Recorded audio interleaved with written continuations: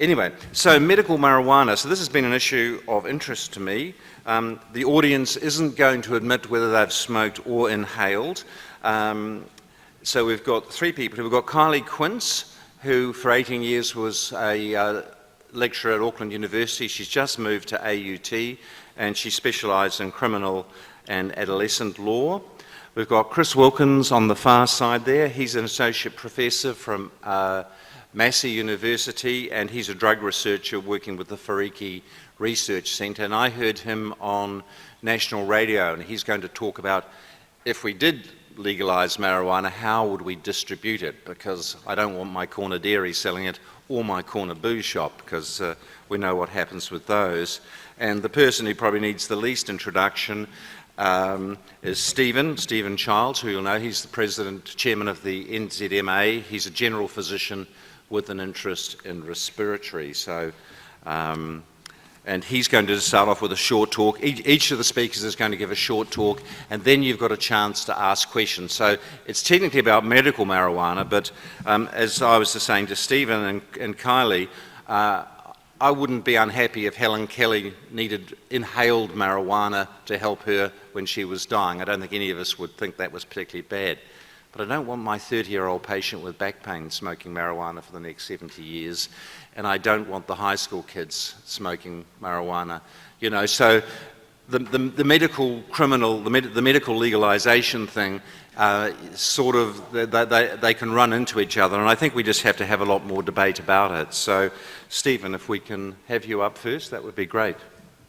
Thank you.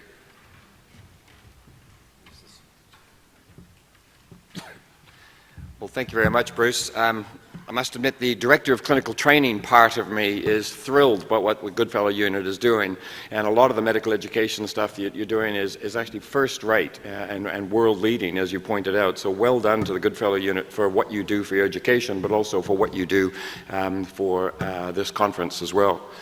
It's interesting, Bruce also referred to my role as chair of the New Zealand Medical Association. In 2 years as chair of the New Zealand Medical Association, this topic has received the second most interest from the media, which in some ways I felt was almost a sad commentary on what the media shows an interest in. What I thought I would do is in the first sort of 6-7 minutes, I just want to briefly discuss the issue of medicinal cannabis. And in a way, we have a dual discussion today. We have, as doctors, we are discussing the use of cannabinoid products for the treatment of our patients. And it's a second debate of whether or not we should legalize marijuana. And I would even argue to you that your topic of today's debate is confused because your topic title is medical marijuana. There is no such thing as medical marijuana is how I would begin my comments. So first of all, declaration of conflict of interest. Many pharmaceutical companies have paid me money to speak and to educate doctors, and I have a few other roles within the sector.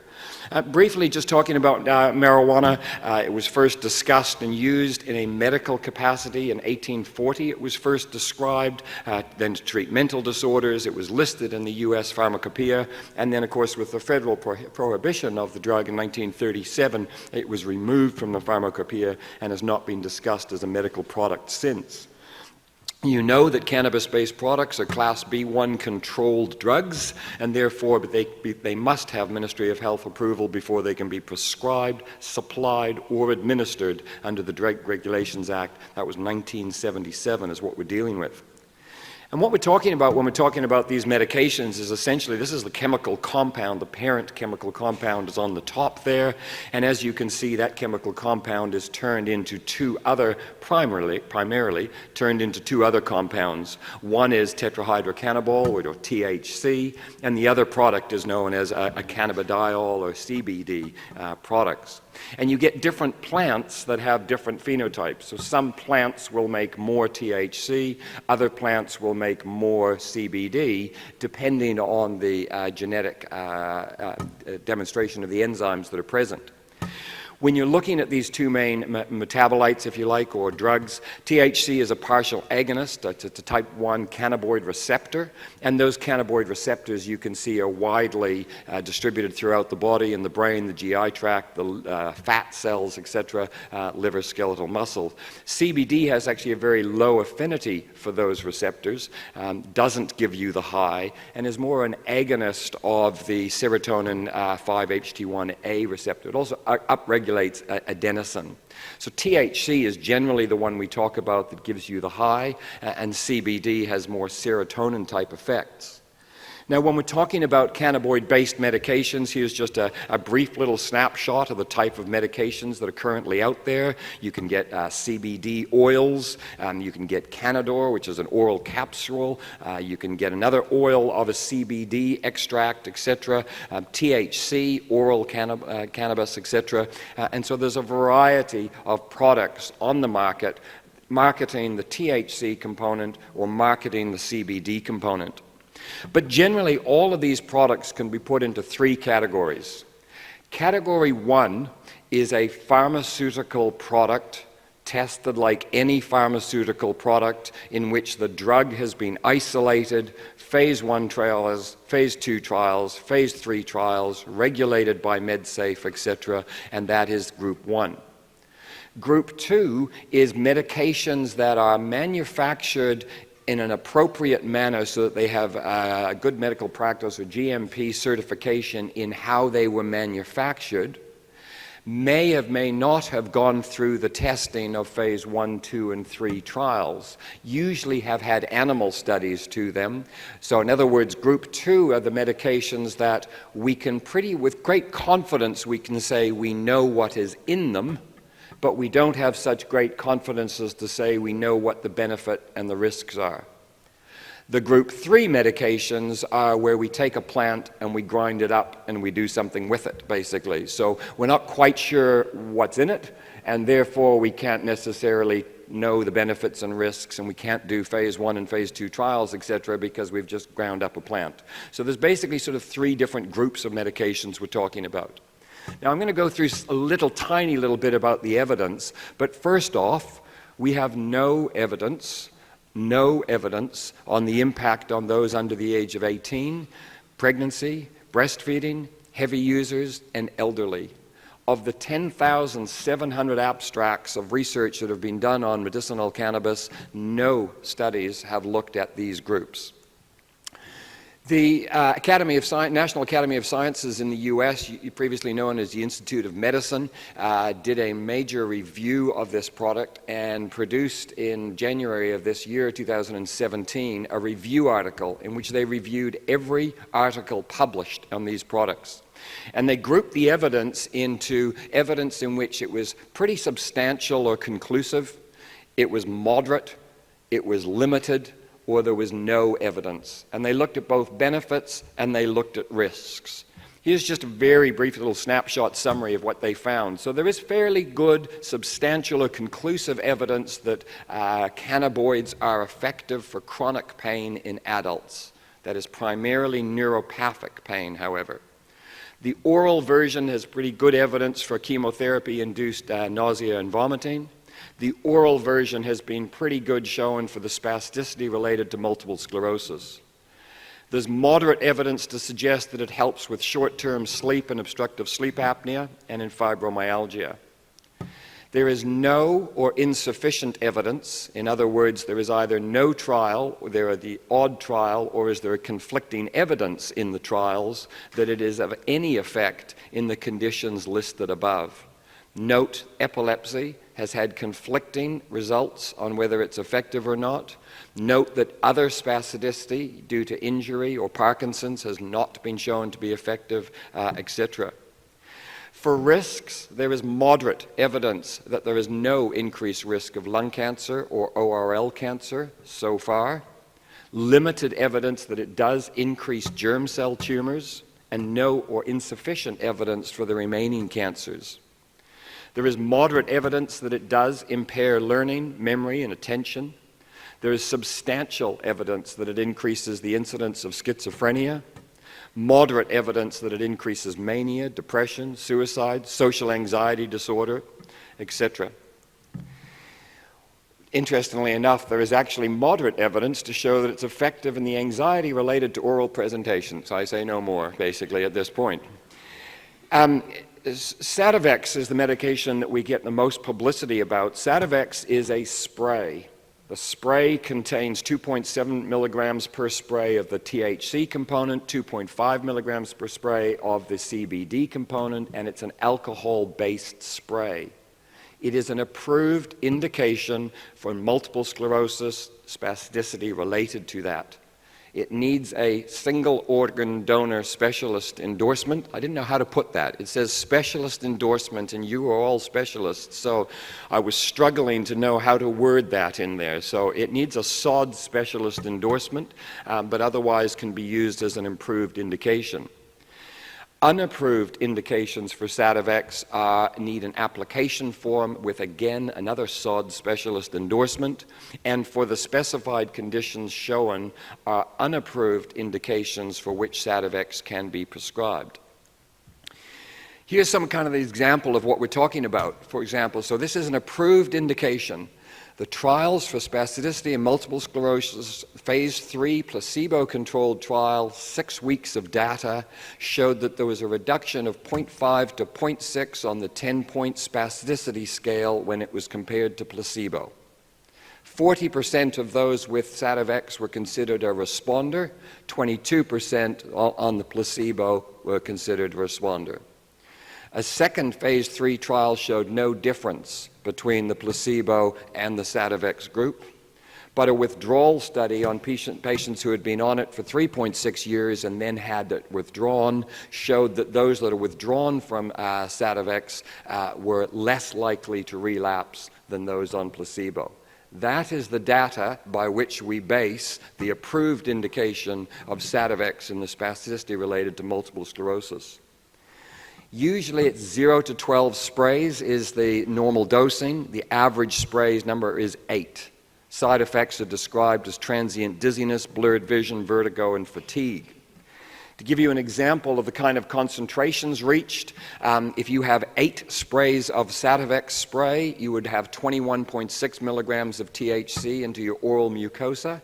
You'll achieve a maximum concentration of about 5.4, compared to if you vaporize 8 milligrams of THC, you'll get a maximum concentration of 118, and if you smoke it, you'll get 162. That's the sort of concentrations we're looking at of THC in the blood when you use the product. There is a 40 to 60 times increased concentration of THC in breast milk of breastfeeding mothers. Interestingly enough, there's a bit of talk about the alcohol component. 300 sprays equals 1 glass of wine. So you're not going to get drunk on the stuff before you get very high. So again, just to go back to the products, we have 3 groups. Group 1 is the pharmaceutical grade. We've tested it just like any other medication that we use in our medicinal armaments, and that's Sativex, basically. Then we have Group 2, in which we know what is in it. It has been manufactured to a certain standard, but we're not quite sure whether it works or not. Tilray is an example of that. And then we have plant-derived or plant-based products.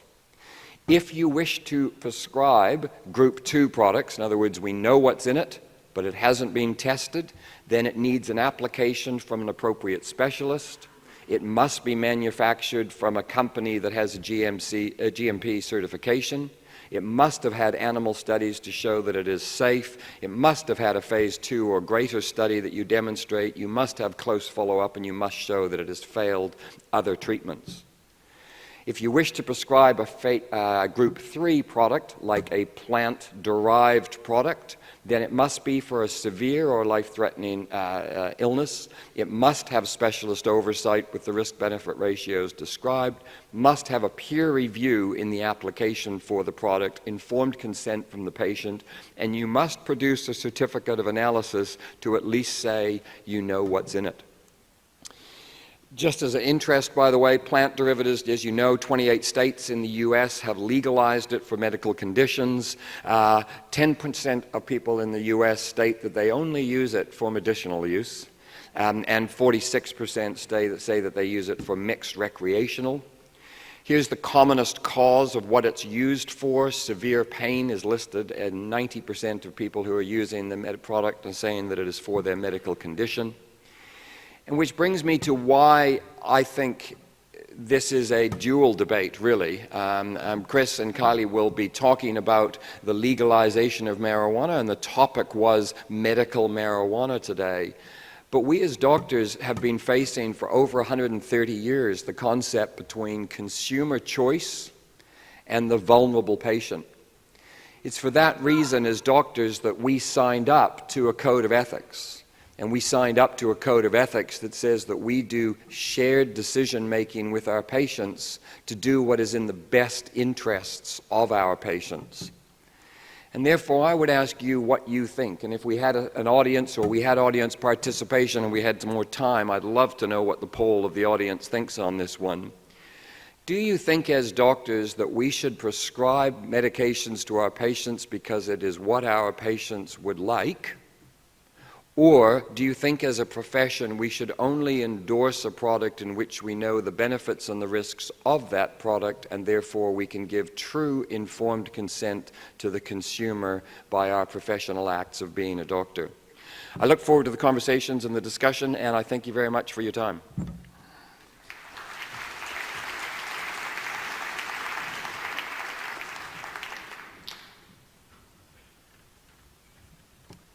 As with yesterday, if you have a question, write it on a piece of paper, and hopefully there's some pieces that put your hand up and somebody will bring you a piece of paper, write it down, and then somebody will pick it up.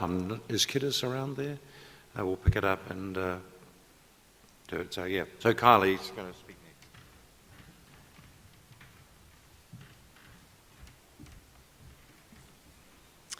Kia ora tātou katoa, tēnei te mihi nui, ngā mihi māhana kia koutou, rauranga tirama, ngā hau e whā, kua tai mai nei mō tēnei kaupapa tino nui, tēnā koutou katoa, kua Kylie Quince tōku ingoa, he uri o ngā iwi o Ngāpuhi me Ngāti Porou, anō reira tēnā koutou. Good morning everyone. As Bruce has said, my name is Kylie Quince and I'm a senior lecturer at AUT, where I'm also the Associate Head of School and Director of Māori and Pacific Advancement. Now, my professional interest is obviously as a Māori academic, very heavily involved in terms of looking at research and teaching in relation to Māori engagement, Māori and young people's engagement in criminal justice.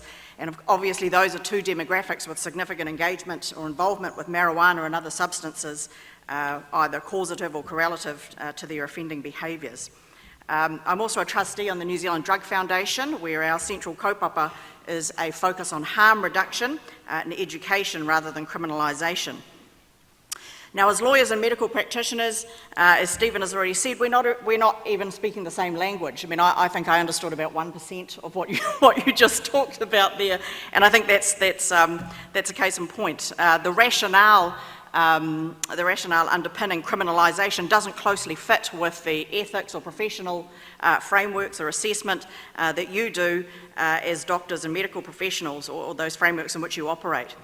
So we see, of course, as lawyers that your role, as you've mentioned, is to assess, research, educate us in respect of the efficacy and safety of these products. And my role as a criminal practitioner is, of course, to think about rationale and theories underpinning criminalisation that focus on moral denunciation, deterrence, punishment, and of course, in my view, all of the research shows in criminal law and justice is not a particularly effective tool in which to address and solve social problems, including those sourced in recreational drug use, and in considering any perceived harm caused by those who resort to the use of marijuana in treating pain and managing other health-related conditions. And of course, in fact, from a criminal law perspective, the retributive and punitive responses and processes and consequences of a legal response actually force those behaviours underground to deter safe and manageable drug use.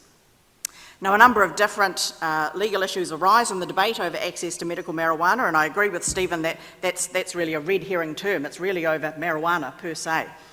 So first and foremost, the question is whether or not marijuana is either decriminalised or legalised per se, or whether there is or should be specific exemption carved out for therapeutic purposes. So in other words, do we keep marijuana unlawful for general recreational use but change its status purely for approved medical or therapeutic use? And I'm sure Chris will talk about this also, but to clarify the distinction, decriminalisation doesn't change the legal status of a product, but it does change the law's response to it. And invariably that change means we allow possession of small amounts for personal use. Legalisation, on the other hand, changes the status of a product so that there are no legal consequences for the stages of manufacturing, growing, possession, dealing or consumption of a product.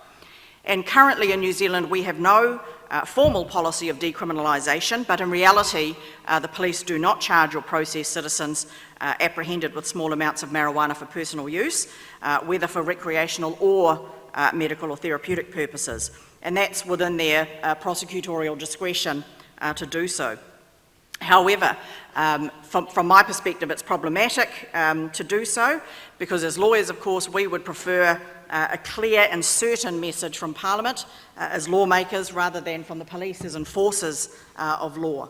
So the prima facie legal status of marijuana remains unlawful pursuant to the Misuse of Drugs Act 1975 as a classified controlled drug.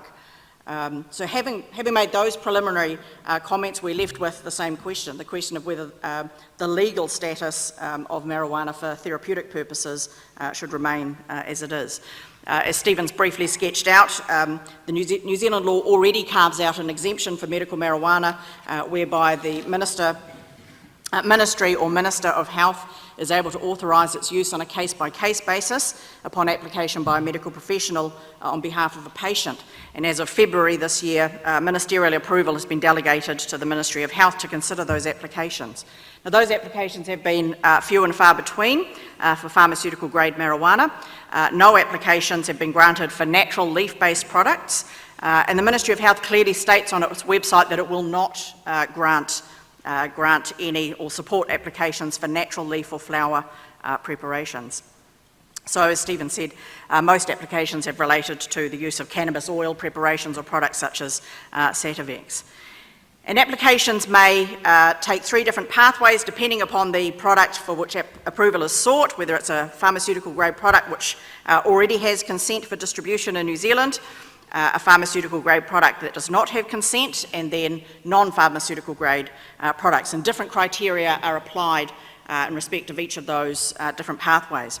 And again, as Stephen has said, the issue with natural products from a medical perspective will of course include concerns about strength, purity, composition and source. So those questions remain for bodies tasked with considering particular products and preparations. From a legal perspective, so why does the Ministry of Health say it will not grant applications or approval of applications in respect of natural cannabis? Of course, it would be an absurdity to turn a blind eye to black market sources, so you can't have legal access to an illegal product.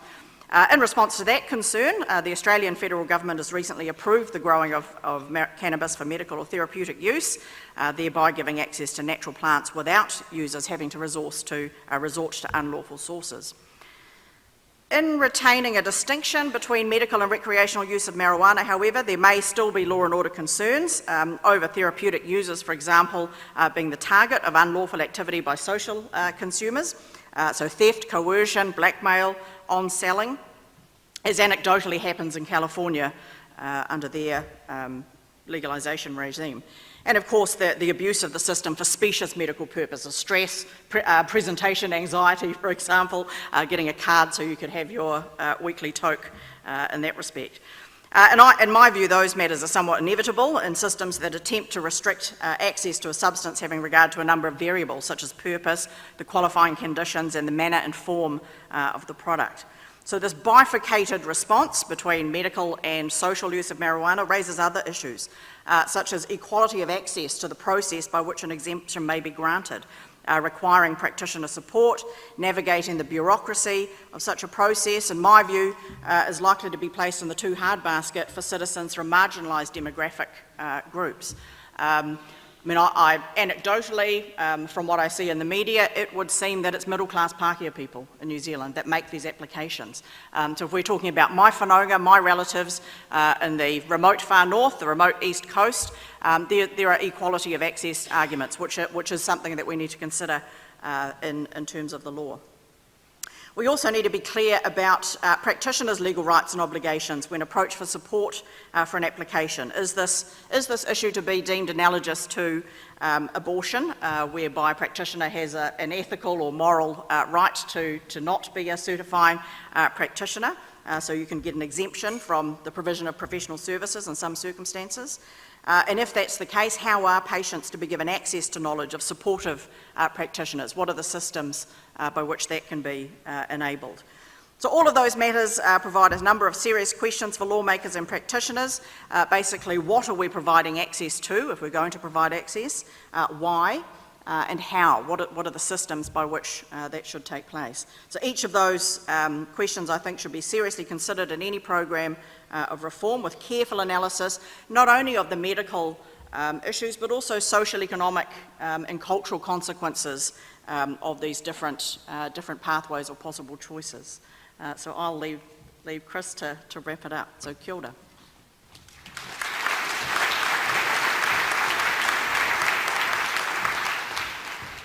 So our final speaker is Chris Wilkins, as I said, from Massey University, has done a number of really interesting podcasts. And if I can just pop in a little question here, Chris, you mentioned if it was going to be legalised, you'd want the price kept up at a certain level. Anyway, just if you could address that while... and if you've got written questions, pass them along. Diana North is over there, and she will translate them and give them to me to read out. Good morning. I'm Chris Wilkins from Shirumwhariki Research Centre at Massey University. In terms of price of cannabis, I think that's all something to discuss, but I think we'd really, at the least, we'd need a tax on cannabis or even preferably a minimum price. The reason I've really got involved in this issue is not because I'm really, I come from a public health background, so I'm not really advocating strongly for the legalisation of cannabis, but I think we should all be aware that the policy is moving quite quickly internationally. So we now have 8 states in the United States that have legalised cannabis. That's manufacture, use, distribution, completely legal product. And most recently, that was in November of last year, was California. So the states before that, the 7 other states, are all quite small states, but California is one of the big states, 38 million people. It's the 5th biggest economy in the world. So the kind of industry that's going to develop in California around legal cannabis is going to be very big. It's going to have a lot of lobbying power. So I guess the reason I'm trying to get involved in this issue is we shouldn't sleepwalk into a legal market exactly like we have had for tobacco and alcohol. So I think New Zealand's very conservative and there's been hardly any political debate about legalising cannabis, but we really need to have some serious discussions about what kind of regulatory regime that we want for this new recreational drug to avoid all the problems we had with alcohol and tobacco. And my other experience, one of the other reasons that I got involved in this debate was that I was quite involved in, you might remember, the Psychoactive Substances Act. So that tried to regulate legal highs in New Zealand. And there's a lot of lessons there for us in New Zealand about how policy gets developed.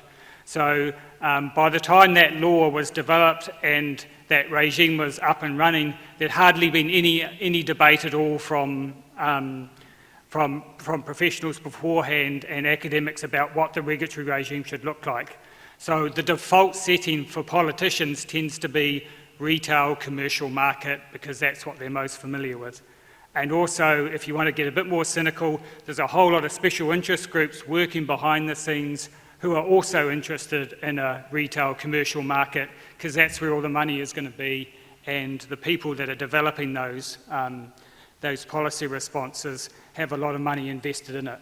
So with the Psychoactive Substances Act, the legal high industry that was well behind the development of the legislation and also how that was implemented, and it was not very transparent about what their role was.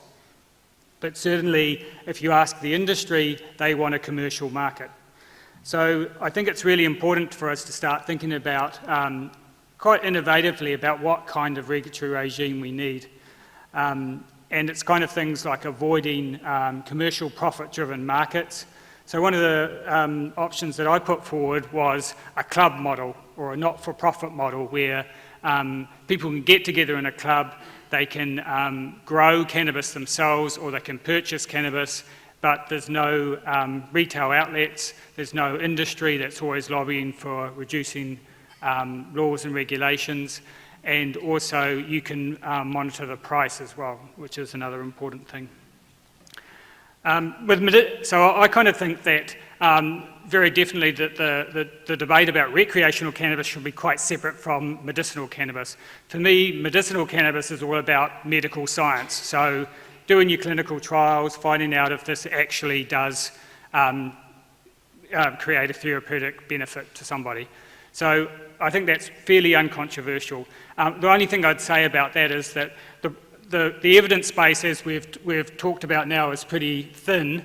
One of the reasons that the medical evidence is really thin is that cannabis is an illegal drug. So it's actually really hard to do research, well, not really, depends on what country you're in, but it's much more difficult to do medical research on cannabis than it is on anything else.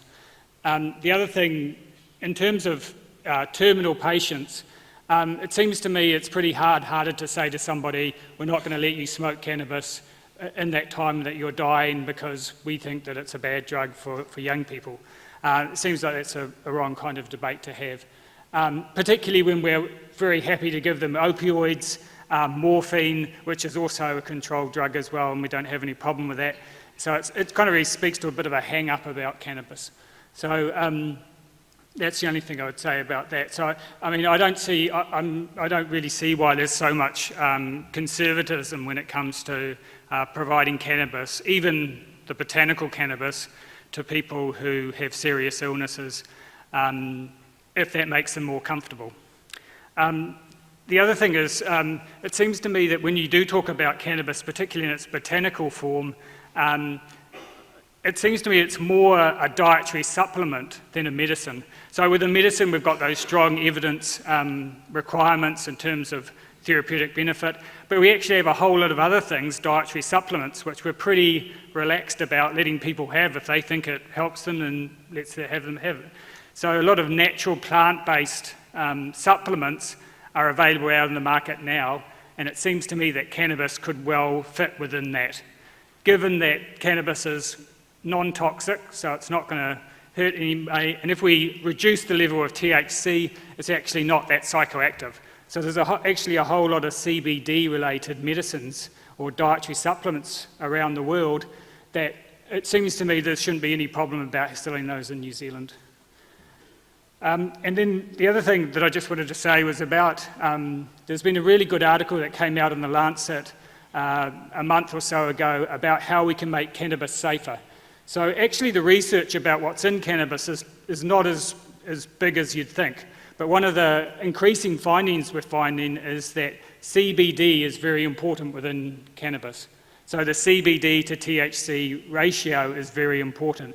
And there's a whole lot of evidence that's coming through now that if you have cannabis with a high level of CBD, and keeping in mind the CBD doesn't affect the THC, so it doesn't affect how high you get, but if you have high levels of CBD, you can actually mitigate all the problems or some of the bigger problems that you have with cannabis. So things like psychosis, mental illness, anxiety can all be greatly reduced by having higher levels of CBD. But in the black market, because the way the market's developed, that black market growers tend to grow out the CBD. It's just the way that they have cultivated the plant, and they tend to increase the THC level. So a lot of the problems, particularly in the last 10 years or so with cannabis, are related to that cultivation.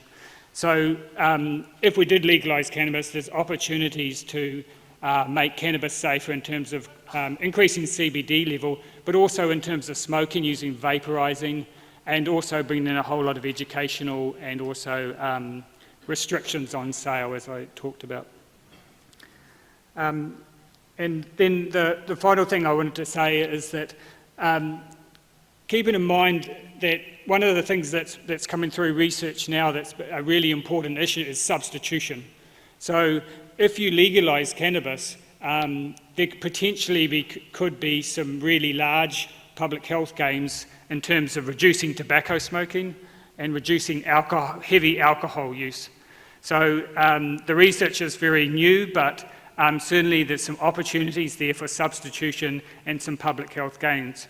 Of course, it can go the other way as well, so we should be very much aware of that. But certainly for some people, there could be health benefits if they're a heavy alcoholic drinker from changing from alcohol to cannabis. So there is some opportunities there as well. But I think, as I said, I think the important thing at this stage is we've really got to start talking about the different regulatory regimes out there. So in the international literature, there's actually 12 different regimes that we could talk about that apart from commercial markets and apart from prohibition. And we need to have a really kind of mature discussion about that before the politicians get their hands on this issue, because then things start to move quite quickly and we get policies that are already formed and we only have limited input into what happens. And as we know, there's often commercial and special interest groups behind the direction of those policies. So I look forward to your questions and we'll have a good debate. Thank you. Thank you, Chris. So you can see we have three very informed panellists, all coming from quite different things. I was just going to say, Fiona, your article, when was it? It was New Zealand Dr. Fiona Thomas wrote an excellent article. It was in the last 6 months, wasn't it? So you might want to go back. Was it end of last year or earlier this year? End of last year. Really good article, big 2-pager. So if you want to go back to the New Zealand Doctor website and have a look at that. Interesting comment about research. There was a National Geographic program and there was an Israeli researcher about my age. He'd been wanting to research marijuana and he'd done some, but he said he got ostracized by his colleagues and they wouldn't, they really gave him, and as social animals we don't like being ostracized, and so it was very painful for him to have to do research. So you can, that's been one of the problems as you alluded to. So we've got a question here. This is directed at Stephen Child and the audience, and feel free to come up with questions or comments. Is the efficacy of pharmaceutical cannabis equivalent to other funded drugs, e.g. opioids?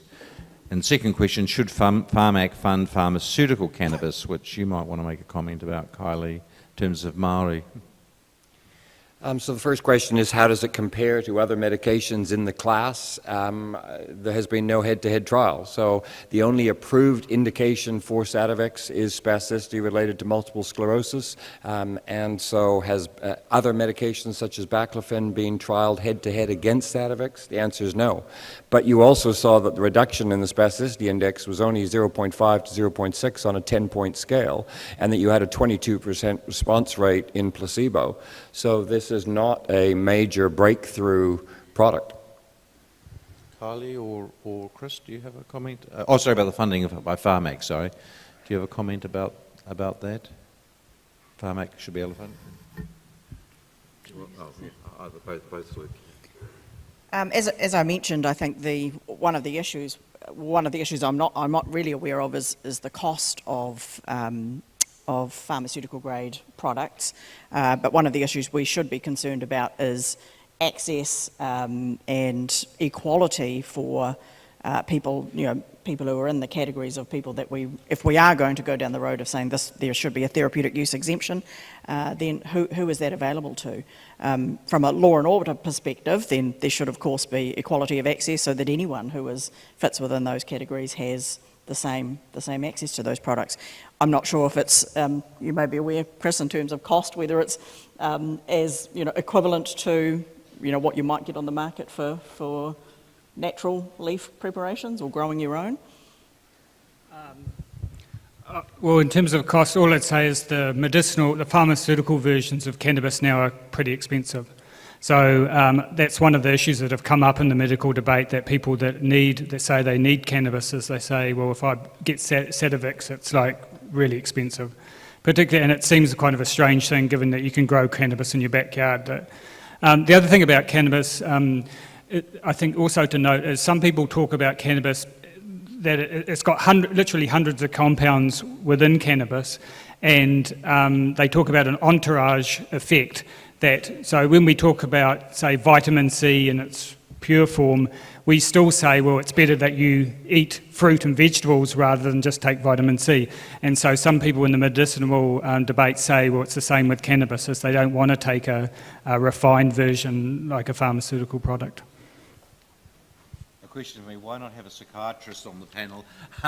The problem is if you have more than 3 people on a panel, you can't have a debate, basically. It takes probably a couple of hours, but anyway, that's... how does THC affect driving? Do we have any information on that?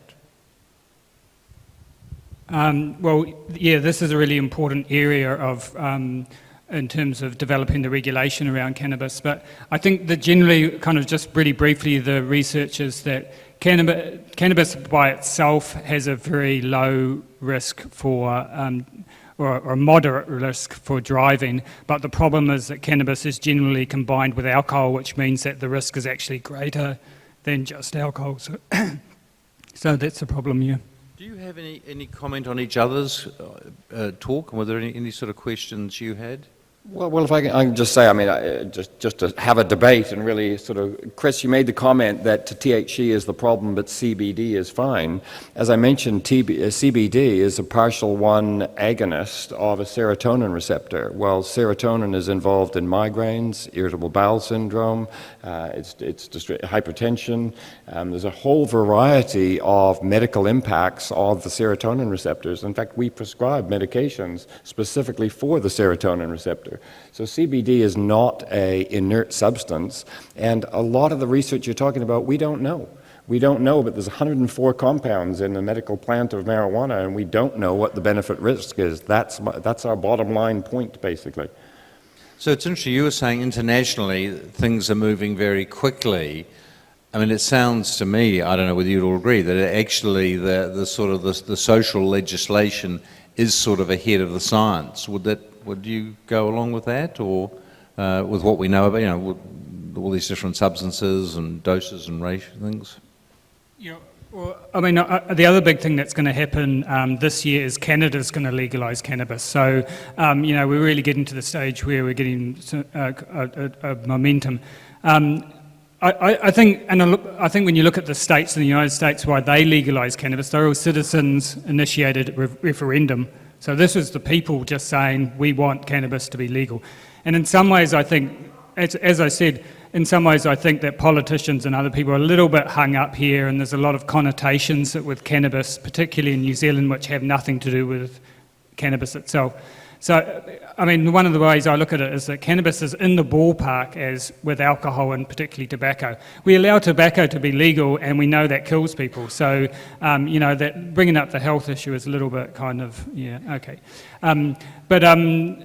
So I think we're moving quite quickly. But with cannabis, with the CBD thing, the point I was trying to make there that is if you take out the THC, it's not psychoactive anymore.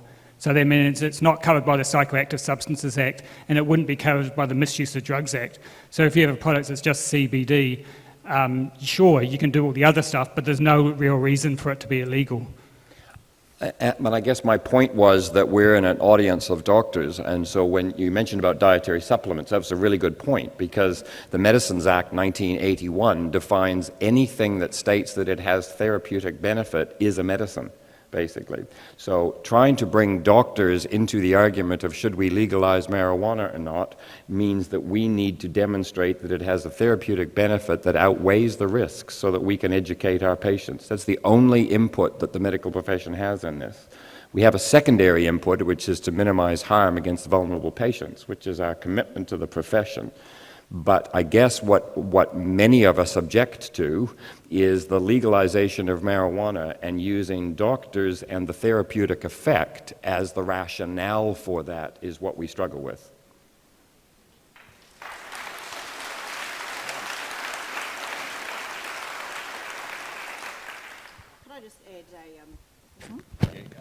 Could I just add that in addition to, and I've flagged this briefly, in addition to thinking about the medical effects and I do understand, Chris, in terms of New Zealand being quite conservative and perhaps behind, but I do think there are the additional concerns about, from a legal perspective, certainty of information. We know that, generally speaking, certain drugs are off the table. In terms of principles of legality, from, as legal practitioners, we want citizens to know whether or not their behaviour, conduct, certain access to products is, down the line, unlawful or lawful. I think it's unacceptable to have a quasi-decriminalisation regime, because we know, for example, although I said, and the research shows that, police data shows that there is, in effect, a de facto decriminalisation regime, has been for a number of years now, that benefit is not extended to Māori people, that benefit is not generally extended to young people, so that the people that are still are prosecuted in New Zealand for personal use of marijuana are Māori, are young people, and my concern is that discriminatory practice will actually move over into any therapeutic exemption. People in the far north, people in the east coast, people living marginalised socioeconomic identities are much less likely to have the benefit of access to looking at the Ministry of Health website as to how I go about finding a practitioner who's going to certify that my child or my whanaunga, my relative, should have access to medical marijuana. And not only that, but the social, as well as these issues, we need to think about general social and cultural impacts of access, legalisation of certain products. It's one thing to say that something is as harmful as another substance, but it's quite another to say that it's good for you. And that's a tension that the law needs to deal with too. Well, one of the problems always with these panels is that we run out of time. And Stephen, you're in loco of psychiatrists, I was hoping you'd speak, because I guess we've all seen teenagers have psychotic episodes, which is very scary, losing a year or two of your life when you're 18 to a psychotic episode. It's pretty destructive. I just wonder if each you just could, we've just got about 5 minutes, just a minute to sum up your views and if they've changed as a result of the panel. So Stephen, do you want to we'll give you a minute. Yeah, no, I guess I would summarize by stating that there's two issues. One is, if the medical profession is going to support any product, we must know the benefits and risks so that we can have shared decision making with our patients. It's been at least 130 years since we've crushed up digitalis leaf, or say instead swallow a bit of willow bark, or it's been 130 years we've dedicated ourselves to evidence-based treatment for that very reason of informed decision making. Great. Carly.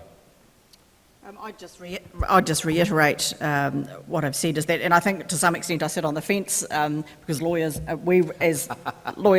rely upon and take the fee. Also, evidence. Yeah, we rely upon evidence that says that this is going to be therapeutic and that it's not harmful. That is still part of the rationale for legalisation of any behaviour or product.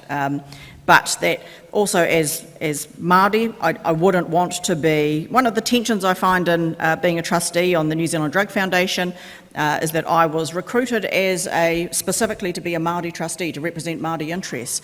Now, many of my relatives smoke marijuana, grow marijuana, and I see the impacts that regular intergenerational use of this product has in my family, in my communities, and the social, legal and cultural problems that causes in terms of consequences of their lives. So, but I also understand what Chris is saying about our responsibility as international citizens to keep up with best practice in terms of other jurisdictions. Last word to you, Chris.